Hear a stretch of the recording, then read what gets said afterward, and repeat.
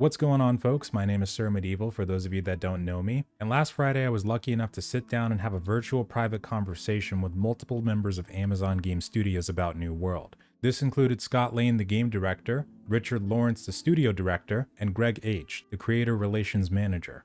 We talked about a lot of different topics, but the hottest and first one we dived into was the microtransactions and cash shop situation, and the recent idea of a battle pass. It's a lot to break down in one go, so we're going to do this in parts. For those of you interested specifically in the cash shop situation, this will be your video. And the second, we'll talk about all the gameplay aspects of the conversation and the feedback I gave on that side. It's also good to note that no matter what, I'm still not a fan of heavy microtransactions that change our gameplay experience. A lot of the points that I said in the previous video, I still stand by, and I didn't go into this fully expecting to change minds, but I'm honored that they gave me the chance to relay and discuss some of this feedback.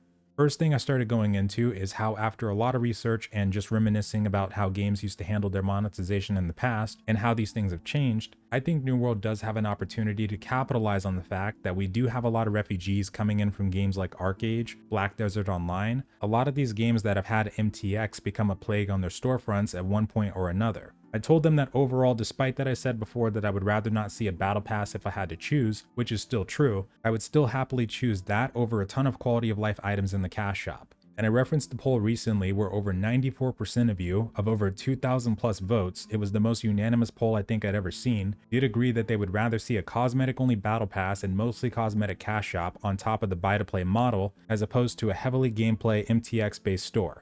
Now, there were some very good points that people added to that, such as if they were to do a battle pass, which they did assure me is only an if at this point, then it needs to be a fairly obtainable objective on the grind side. And any cosmetics that we get in the store or in this battle pass, it's very crucial that we have equally, if not more valuable cosmetics that are obtainable in game. And they showed me some concepts when I talked about this, and I can tell you firsthand, we will not have any issues there. Very minuscule, very little issues there. I then went into how New World is actually in a really good spot because since it plays off of historical references and cultures, it has access to a wide canvas of content they could pull from when it comes to monetizing the cosmetics, and housing furniture or weapon skins for that matter. I mean, we've got Greek, Roman, Egyptian, Mongolian, Japanese, Chinese, Norse, all these different cultures that can be pulled from, on top of designing fantasy-based cosmetics and other items to incentivize the player to support the game in that way. Their response to that specifically over the course of the conversation is that we will indeed be seeing historical references when it comes to the cosmetics and future zones. So one of the next things I talked about in my opening statement was providing them with some examples of utility items that would be widely accepted. So I listed off things like name changes, appearance changes, emotes, company crests. Definitely dye could be a thing in the cash shop. That would be popular with New World's dye system. Pets that follow us or are placed in our houses, preferably the houses, can also be another potential monetization tool, but it would be another thing that would be good to have obtainable in-game. And it's also crucial that cosmetics-wise, to add on to that, whatever they do decide to put in, that it fits with the theme of the game itself. I think a lot of the appeal around New World is the realistic, gritty feel, and anything that goes too far to break player immersion might start to hinder the game a little bit. Their side begun with the Battle Pass specifically. One of the reasons they like the Battle Pass is because they feel like it represents a way to earn in-game as well as out-of-game. So for like their free version, if there are players that elect that they don't want to ever spend money past the buy-in price, they would still have a way to earn those cash shop cosmetics in-game just by playing the game. So if you're somebody that plays 8 to 10 hours a day, then more than likely you'll hit all these brackets no matter what. And they did tell me that these quality of life items that they are considering might be inside the Battle Pass too, but both the pass and the items would not arrive early on. These are things that would be months down the line, more than likely when the majority of us have already reached max level, and they would be of no more use to us. Which one thing we absolutely 100% did agree on is that they shouldn't be something that would be in at launch. Their goal is just to do the testing right now, and they do have a statement on this coming very soon for the alpha players, I believe, as well as the testing itself of the monetization methods. But they're very open to adapting and being receptive according to our feedback, which they've always been extremely receptive to player feedback and made a lot of changes because of it. Now, I will be giving feedback on these monetization systems on the inside as well. For those that don't know, I did rack up about 1,300 hours between Alpha 2 and the preview. I did rack up a couple hundred in the first Alpha, but I didn't play it that often, probably about 200 to 250. And for the third Alpha, I have been in for a little bit. And I'm probably going to be on my way to 3,000 plus hours by the time Beta comes out in July. But even so, there's already people with 3,000, 4,000, collectively that many hours already, and I just say mine because I want people to know that this is not just a one and done situation. This is a game that I've dedicated a lot of time and effort to, and everything that I say, it's going to be for the preservation of this game. Not every MMO, past or future. New World is my main concern.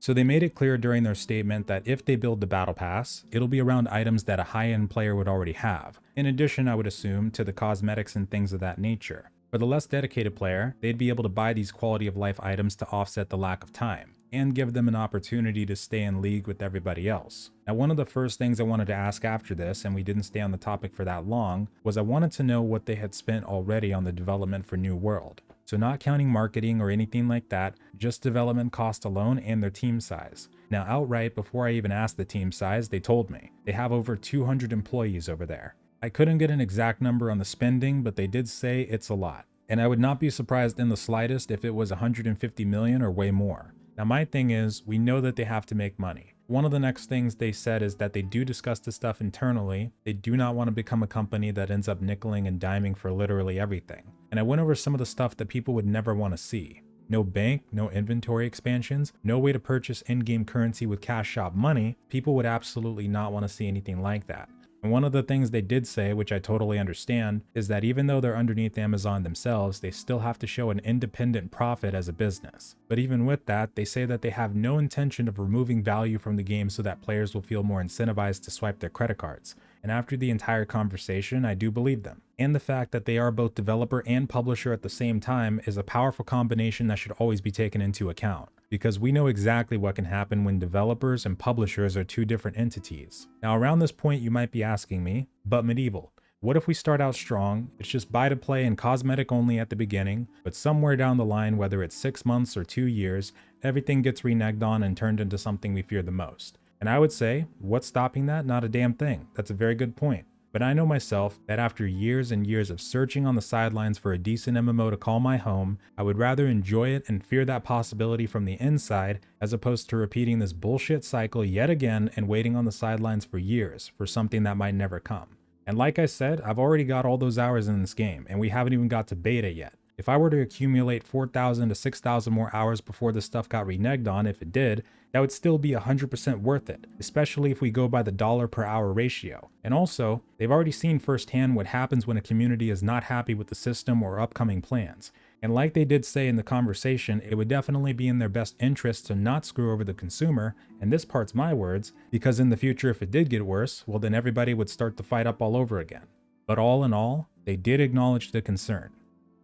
The conversation did move into the fast travel portion. I said specifically that if it is Azoth that they plan on selling directly, because they're still in the planning phases, that perhaps it could be a token instead. So that way we don't see it as a currency you can buy outright, and it should still fulfill the same purpose. Something I did not mention but I should definitely add is that if any of these utility or quality of life items were to stick, they should not be tradable or sellable in the auction house. But their response to the Azoth part is that they've been making changes to the game, and I'm sure many players can attest to this. Compared to previous iterations, Azoth is not really something that you have a lack of. So ideally a high-end player or someone that plays a decent amount would not necessarily care about these consumables that give Azoth if they were actually introduced. But they also say that this is not a guaranteed thing. They don't know if casual players will need assistance with gaining Azoth over time over the course of their playthrough, but they want to have some ideas or at least be ready by the time these things come around. And that was also when they confirmed that the fast travel thing is not set in stone. It could end up being a potion that would give us Azoth outright, or it might be something as a modifier to increase the amount we get normally. Or their original thought pertained to just allowing us to purchase faster recalls, also known as bypass the cooldown on our innkeeper and house travel cooldowns. And that's a recurring theme with the quality of life boosts as well. They have no intention to do anything that would outright give you these levels. We would still need to do the content just like everybody else. Which they also didn't say what percentages they might be, but I would personally say that if we had to have them, around 10 or 20% would be pretty fair, or around that at the very least, since we already felt the 10% XP buff before they made changes to the PvP flagging system. And I actually did talk about other ways to introduce these boosts organically into the game. So like the double experience events, triple experience events, holiday events, stuff like that I did mention. But overall, the point of these public statements they've been making is because they wanted to be transparent about what they've been thinking long term as well as short term. And like for the rested experience thing, one thing I wanted to correct is that people were worried that they've been taking the value out of the game to resell it to you later on in the form of microtransactions or maybe cosmetics. One of the examples of this was the Forge and Fury patch notes where they made a few nerfs to the rested experience system, like changing when the rested XP starts accumulating. Well, that was actually rebuffed in this most recent patch. If you look at these side by side, they rechanged the grace period before the rested experience starts to generate, raised the cap of the total rested experience, and now allow it to work on all sources.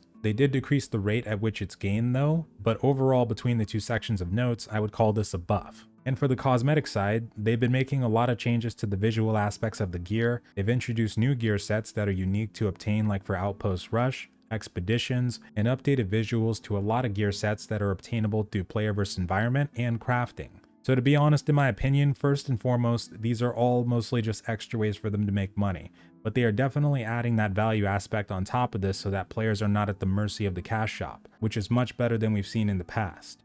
And we've already seen examples of really good looking gear sets in their newest announcements, and as I said, the concepts they showed me of some of the upcoming stuff, this is not going to be a game that shall not be named situation where we go through the majority of our playtime looking really bad and have to spend money to look good again.